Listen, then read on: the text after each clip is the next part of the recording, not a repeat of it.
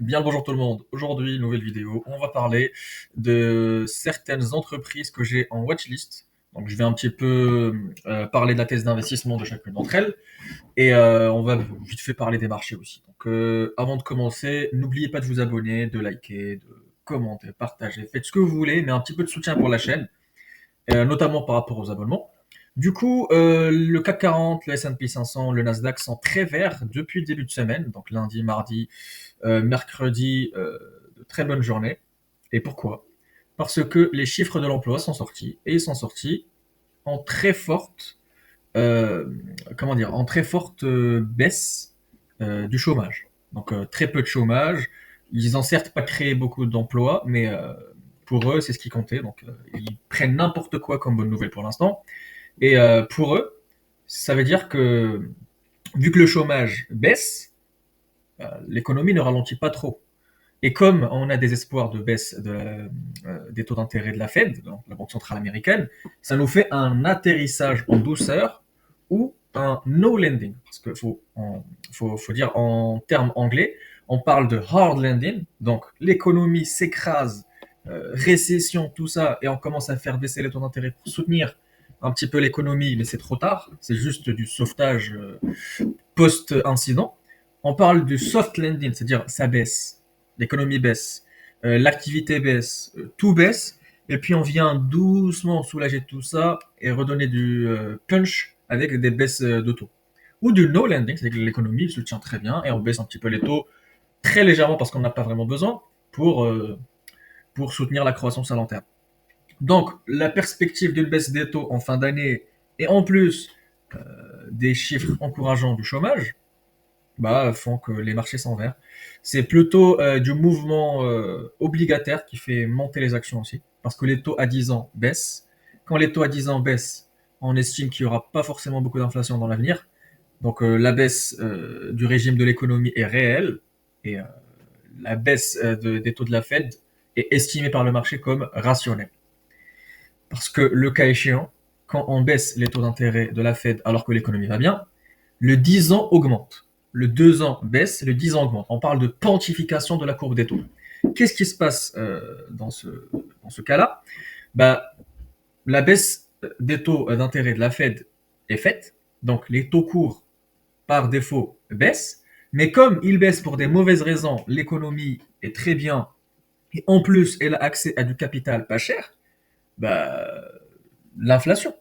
Du coup, les gens, au lieu d'investir pour produire, ils achètent les actifs qui ont du rendement. Et du coup, on appelle ça une inflation d'actifs qui influence plus tard sur les produits eux-mêmes.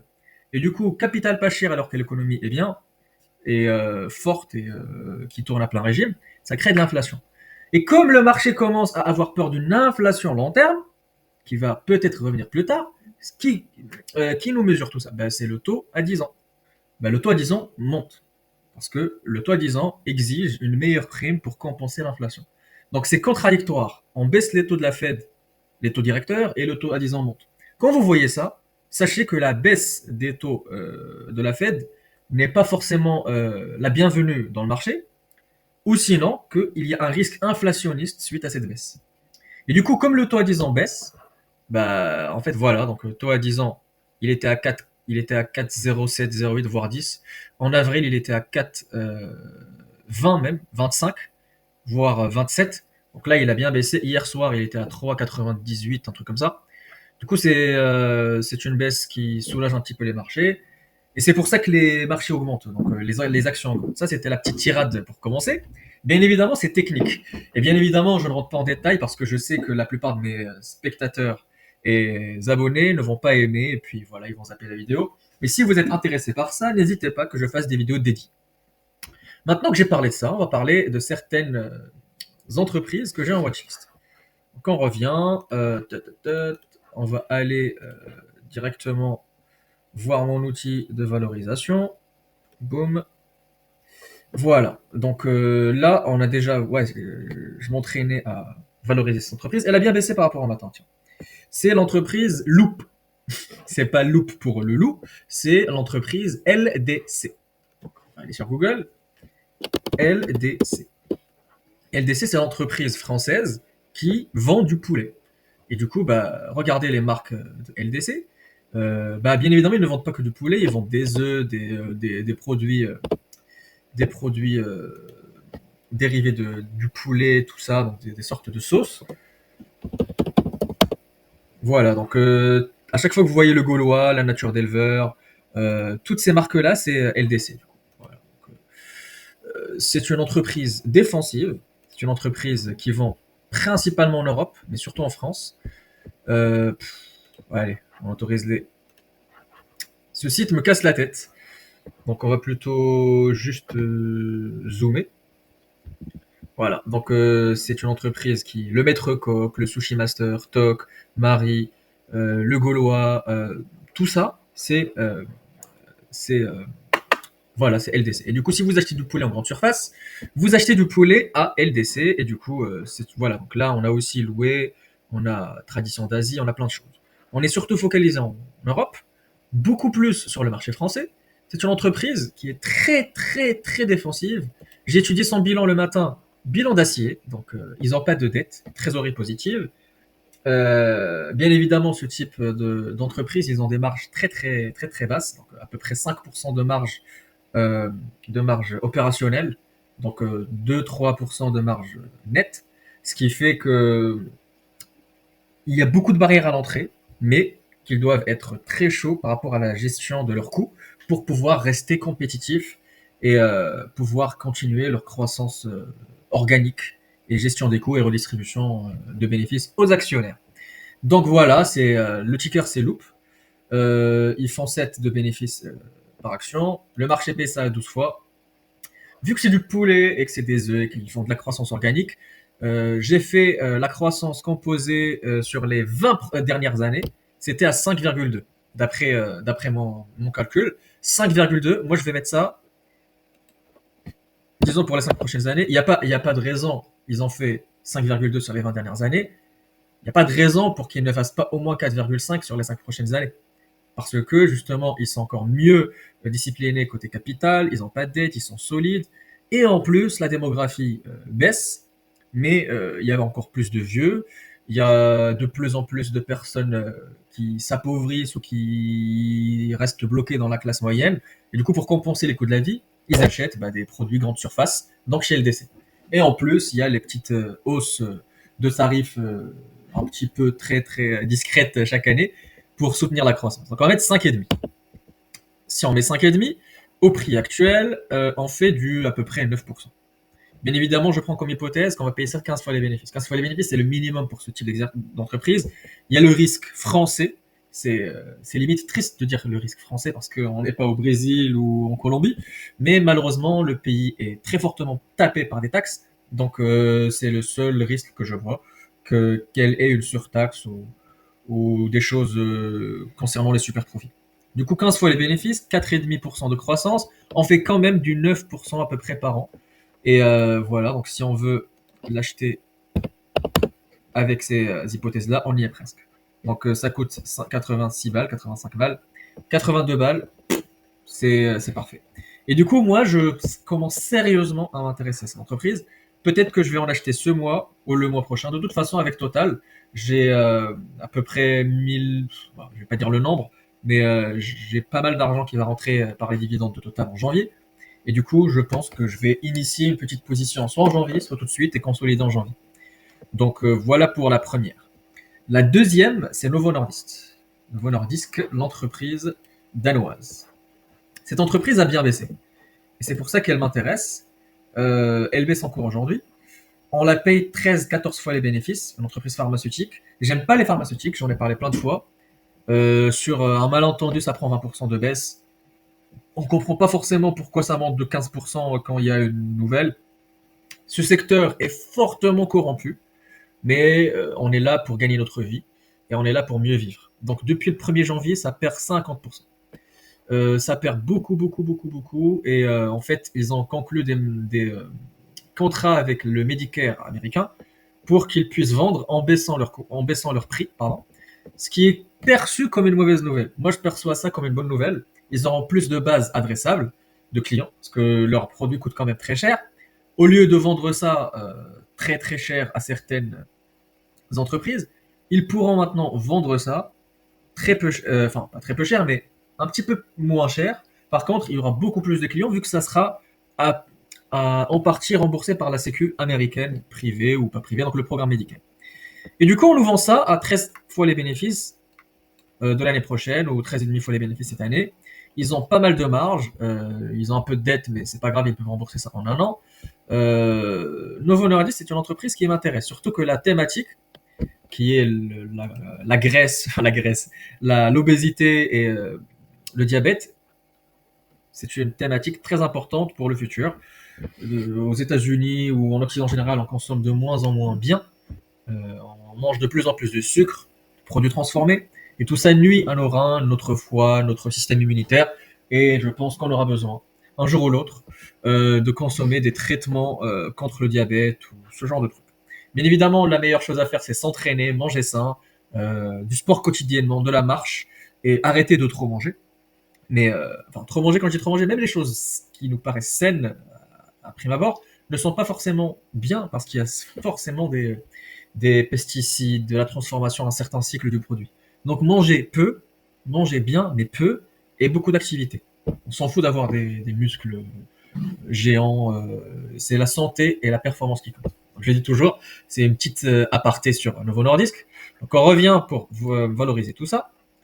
Du coup, pour avoir le ticker symbole, c'est simple. On vient là, on met Novo Nordisk, et on revient là. Voilà. Donc, je vais parler en couronne danoise, ou si, ouais, comme vous voulez. Donc, vous voulez que je fasse ça en... Voilà, je vais faire en couronne danoise. Ça, je vais enlever ça.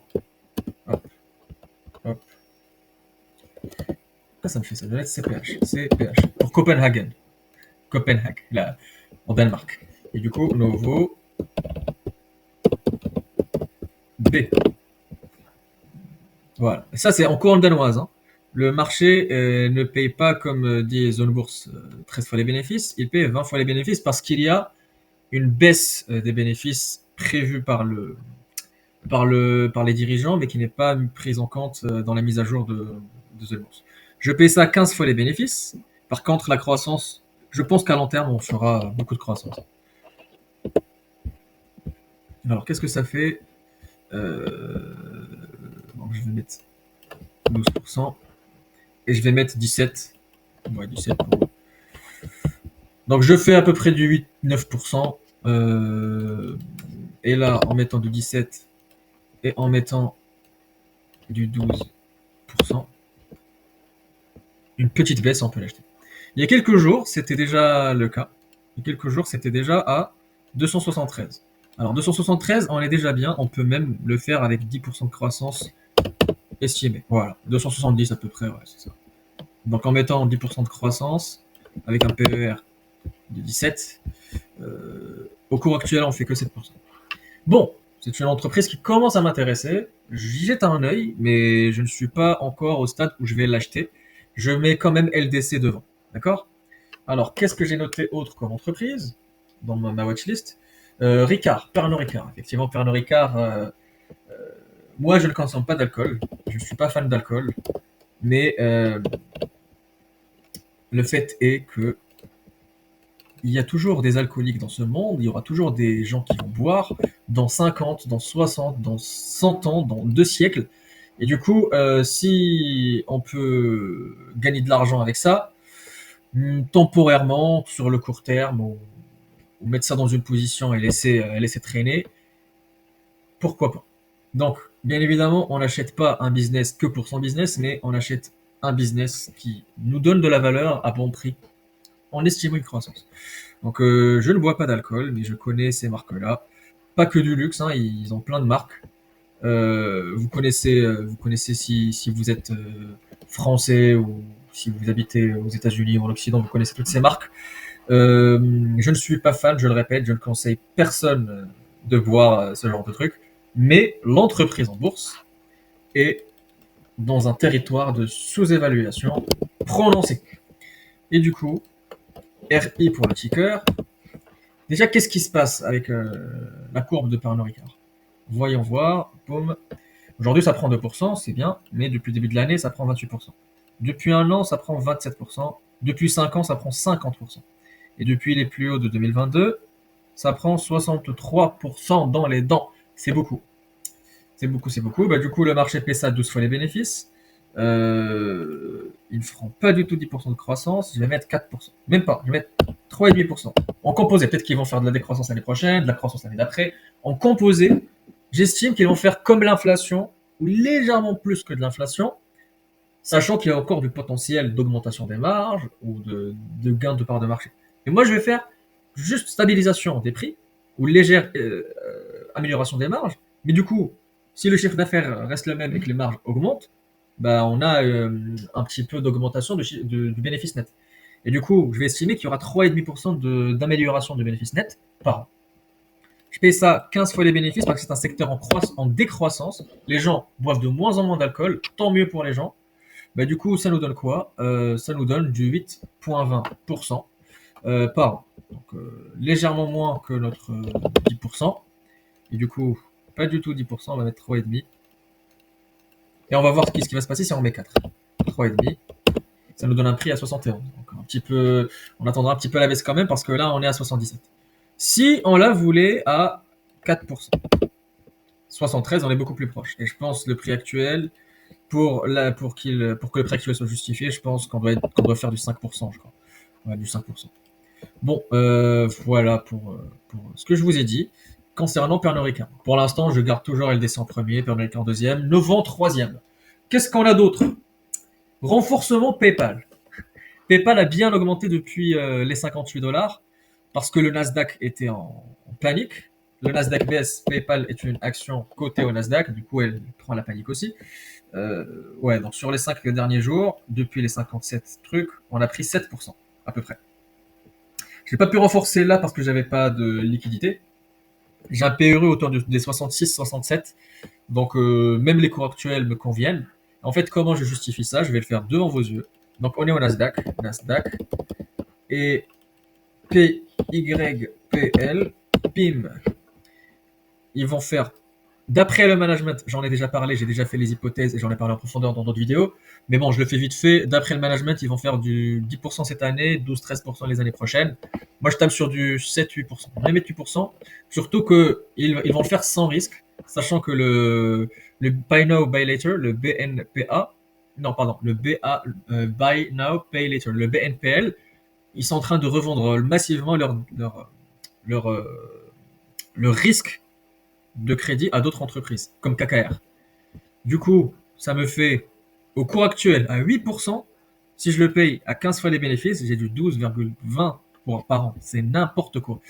Et du coup, si je mets ma croissance de 8% qui est légèrement, pardon, pas légèrement, mais qui est facilement atteignable, on peut encore en acheter jusqu'à 68 dollars. Du coup, voilà, PayPal, logiquement, serait ma meilleure prise, sauf que j'ai déjà une position, certes légère, 2,5, 2%. Mais voilà, donc à voir si je renforce PayPal ou si j'initie une nouvelle position sur LDC pour me diversifier, même si j'aime pas la diversification, pour me diversifier ou au moins pour m'exposer au secteur de l'agroalimentaire. Je commence à regarder vite fait un liquide aussi. Je vais pas faire des projections sur un liquide parce que la croissance que je vais estimer pour un liquide, je la connais pas, je ne sais pas. Je vois qu'ils font de la croissance sur 7% par an. Sauf que 7% par an, est-ce que c'est soutenable sur un business énergétique, industriel? Est-ce que c'est soutenable? Est-ce qu'ils vont pas faire plus? Ils font de l'émission d'actions chaque 2 ans. Donc, est-ce que ça ne gêne pas la croissance des bénéfices par action? Il y a plein de choses que je vais essayer d'étudier. Mais en tout cas, c'est une action bien gérée, qui a l'air très solide, mais qui ne fait rien depuis un an. Donc 5% depuis un an, ça ne fait rien. On est presque au niveau d'avril, là. Donc on a 2% plus haut du niveau d'avril. Je ne sais pas si c'est pertinent d'en acheter, donc je vais étudier ça. Ce qui me dérange, c'est que c'est très très cher. On a un PER très très cher. Là, si je mets EPA, je pense que c'est AI, hein, le ticker. AI. Ouais, le multiple que paye le marché, c'est 28. Donc c'est n'importe quoi, je ne paierai jamais ça pour une industrie. Et du coup, au cours actuel, si elle fait 8% de croissance, et si je la paye 20 fois les bénéfices, on fait du 1% par an sur les 5 prochaines années. Tout ça, hein, c'est juste parce que j'ai voulu voir le multiple. La croissance réelle, enfin pas réelle parce qu'elle n'existe pas encore, mais la croissance estimée pertinente et le PER à payer, pour l'instant, je les ai pas étudiés, donc je ferai ça peut-être dans une autre vidéo. Et ça sera tout pour aujourd'hui. Et je vais sûrement créer une chaîne secondaire en anglais, où je vais surtout parler d'actions américaines, qui sera en anglais, évidemment. N'hésitez pas à la liker et à vous abonner. Donc, je vous le redis pour soutenir la chaîne, n'hésitez pas à vous abonner, à liker mes vidéos, regarder jusqu'au bout. Merci beaucoup pour avoir regardé. Et n'hésitez pas aussi à commenter si vous avez des objections, si vous avez des entreprises que vous voulez que je valorise pour vous. Bonne journée à vous, et puis on se voit bientôt.